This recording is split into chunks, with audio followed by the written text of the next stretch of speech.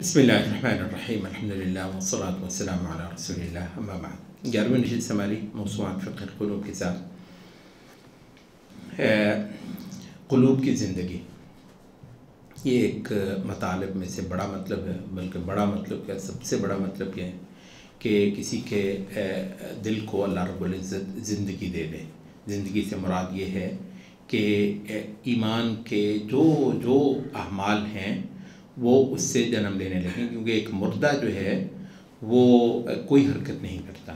تو قلب جب مردہ ہوتا ہے تو وہ اسلام کے، اللہ کی محبت کے، خشیت کے، اللہ سے لو لگانے کے کسی عمل میں حرکت نہیں کرتا۔ تو وہ یہ ہے کہ وہ پوری طرح سرگرم ہو جائے اللہ کی بندگی میں، اور جتنے ظاہری اعمال ہیں ان کے اندر جو ہے وہ اس کا قلب جو ہے وہ متحرک ہو۔ یہ کیونکہ بہت بڑا مطلب ہے تو کہتے ہیں کہ ظاہر اب سوال یہ پیدا ہوتا ہے کہ قلب کی زندگی جو ہے، پہلے تو ہم نے کہا تھا کہ اس کے لیے بہت دعا کریں، پھر ہم نے کہا تھا کہ اس کے لیے بہت ریاضت کرنی ہوتی ہے۔ تو لیکن پھر بھی اگر آپ کہیں گے جی پھر اس کا عملی طریقہ ریاضت بھی آپ نے کرنی ہے، تو اس کا عملی طریقہ مجھے بتائیے۔ تو کہتے ہیں اس کے لیے ایک آیت ہے سورۃ انفال جو کل ہم نے پڑھی تھی، اس میں ہے کہ یا ایھا الذین آمنوا استجیبوا للہ وللرسول اذا دعاکم لما یحییکم، اے ایمان والو رسپونڈ کرو، استجابت کرو، لبیک کہو اللہ کو اور اس کے رسول کو جس وقت رسول تم کو بلائے، اذا دعاکم جس وقت رسول تم کو بلائے، لما یحییکم جو تم کو زندگی دینے والی چیز ہے۔ وَاعْلَمُوا اور جان لو ان اللہ یحول کہ اللہ رب العزت حائل ہو جاتا ہے بین المرء وقلبہ، بندے اور اس کے دل کے مابین۔ آپ کہتے ہیں دل تو میرا ہے، آپ دل آپ کا ہو، اس کے باوجود آپ کا ہی دل جو ہے آپ کے اختیار میں نہیں ہوتا ہے۔ آپ کا دل جو ہے وہ آپ کے اختیار میں ہوتا ہے جب اللہ رب العزت آپ کو اس کی توفیق دیتا ہے۔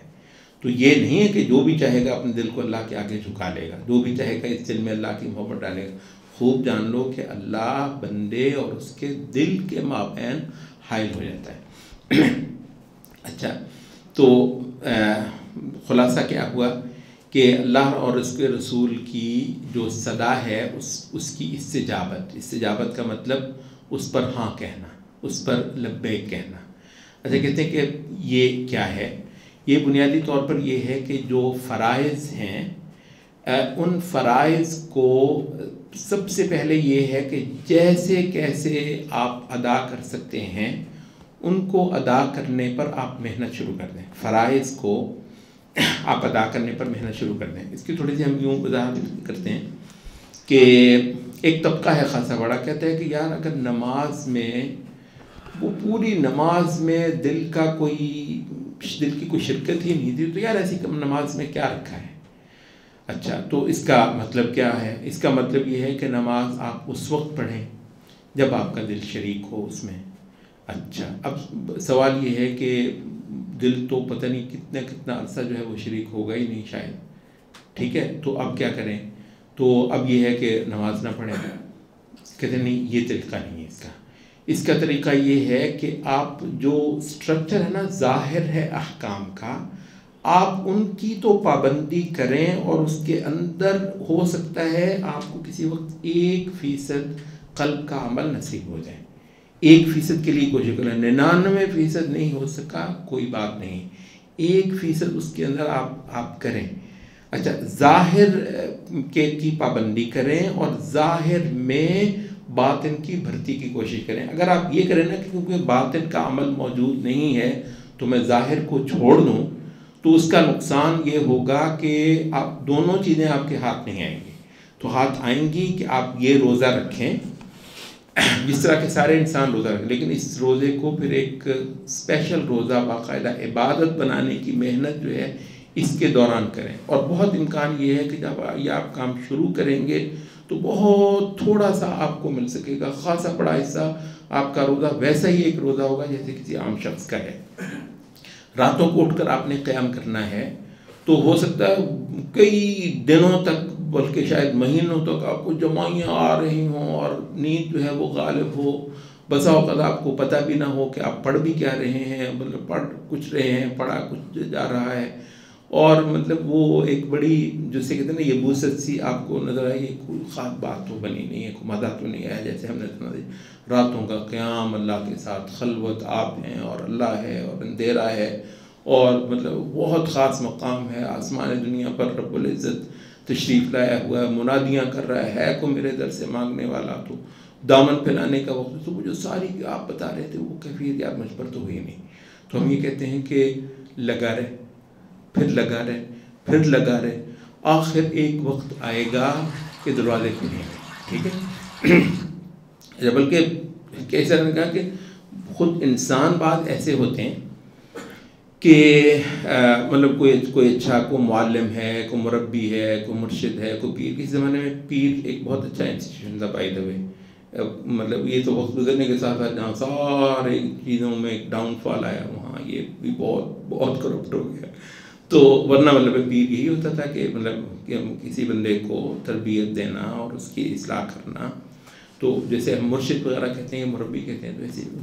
اچھا، تو وہ یہ ہے کہ بعض مرشد یا معلم، مربی، پیر وغیرہ بھی نا کہتے ہیں وہ بھی تھوڑی سی ٹف شرطیں رکھتے ہیں. کئی بار ایسا ہوتا ہے، اور ہم نے بعض سوانح میں پڑھا بھی کہ جی میں وہاں پر چلا گیا، فلاں جی اللہ والا تھا، تو کئی دن جو ہے اس نے دیکھا تک نہیں اس کو. اچھا، پھر جب دیکھا کہ اتنی دیر جو ہے، ہمارے گھر کے ایک بزرگ بھی وہ بتاتے کہ میں جو ہے نا وہ سب کو چھوڑا کے نا ان کو دین کی طرف خیال آیا. کہاں جانا ہے جی؟ مدرسہ غزنویہ سنا ہوگا کہ میں مدرسہ غزنویہ چلا گیا، سارا گھر بار چھوڑ کے، بلکہ گھر سے بھاگا. تو وہ کہتے ہیں کہ کتنے دن میں بیٹھا رہا وہاں پر. تو آخر جو ہے نا کہتے ہیں وہ جو وہاں پر جو شیخ تھے، عالم تھے، بڑے دنوں کے بعد کہنے لگے کہ اس بچے سے پتہ کرو کہ یہ کیوں آیا ہے یہاں پہ. تو کہتے ہیں کہ وہ دیکھ پہلے دن سے ہی رہے تھے، لیکن یہ ہے کہ وہ کہتے ہیں تھوڑا سا نا ٹف ہوتا ہے بات کا، کہ وہ مطلب دیکھتے ہیں کہ جمتا بھی ہے، کچھ بیٹھتا بھی ہے، کچھ ایڑیاں رگڑتا بھی ہے، تو پھر پذیرائی اس کو بخش دیں گے. تو بڑے دنوں کے بعد انہوں نے مجھ سے حال چال پوچھا، بیٹا کہاں سے آئے ہو؟ پھر کہتے ہیں مجھے انہوں نے پڑھانا شروع کیا. تو اگر کہتے ہیں انسانوں کا یہ حال ہے، تو بعض اوقات اللہ رب العزت بھی تھوڑا سا انسان کو جانچتا ہے کہ یہ میری طرف آگے بڑھتا ہے یا نہیں بڑھتا ہے. تو قرآن مجید ہے. اچھا، کئی ساروں نے کہا یار بات یہ ہے کہ وہ جو کسی نے وہ تبلیغی نصاب بنایا، یار مجھے لگتا ہے نا دل کی حالت اس سے زیادہ اچھی ہوتی ہے. اب سچی میں بات تو آپ کو بتاؤں، قرآن وغیرہ پڑھنے سے مجھے کچھ ہوتا تو نہیں ہے. کئی سارے لوگوں نے حقیقت تھوڑی سی آپ کو ہوتا ہے جب بے تکلیف، تو مجھے تو اس میں جو ہے نا وہ مجھے زیادہ مزہ آتا ہے. تو ویسے ابن تیمیہ کہتے ہیں کہ بعض لوگوں کو خالص چیز ہضم بھی نہیں ہوتی ہے، تو اس وجہ سے کہتے ہیں کسی درجے میں چھوٹ بھی دے دینی پڑتی ہے بعض لوگوں کو. کہتے ہیں کہ بہت صحیح سنت چیزیں ہر بندے کو نہیں ہوتی، تھوڑی سی اگر اس کو کوئی مطلب نشہ لگا ہوا ہے کسی بدعت وغیرہ کا، تو کہتے ہیں کہ کچھ دیر کے لیے ہم اس کو چھوڑ دیں گے گا تو اپنا نشہ ختم نہ کر، ایسا نہ ہو کہ سرے سے ہی تو ہمارے ہاتھ سے چلا جائے. تو لیکن یہ ہے کہ اب قرآن پڑھنے سے بھی ہو سکتا ہے آپ کو نہ ہوتا.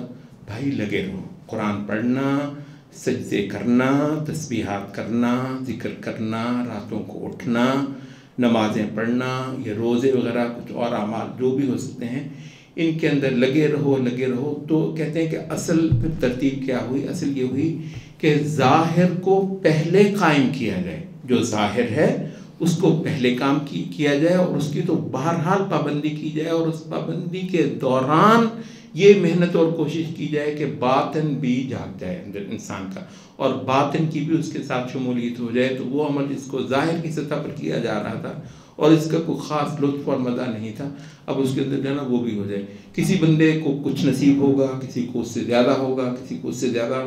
بہت امید ہے کہ خالی کوئی نہیں رہے گا انشاءاللہ. ہر بندہ جو ہے نا اس کا قلب اور وجدان جو ہے وہ عبادت گزار بن جائے گا بالآخر.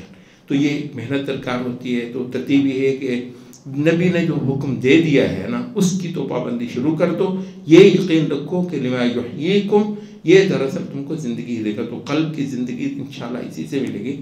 اور جس کو یہ نمازیں، یہ اذکار، یہ دعائیں، یہ سارا کچھ جو ہے جس کے قلب کو زندگی نہیں دے سکیں، نبی کی چیزیں لائی ہوئی، تو پھر اس کے لیے زندگی اور کیا کہاں ہے؟ تو کوئی اسے پتہ نہیں کیا وہ کہے کہ میں تجھے پتہ نہیں کیا کروں گا.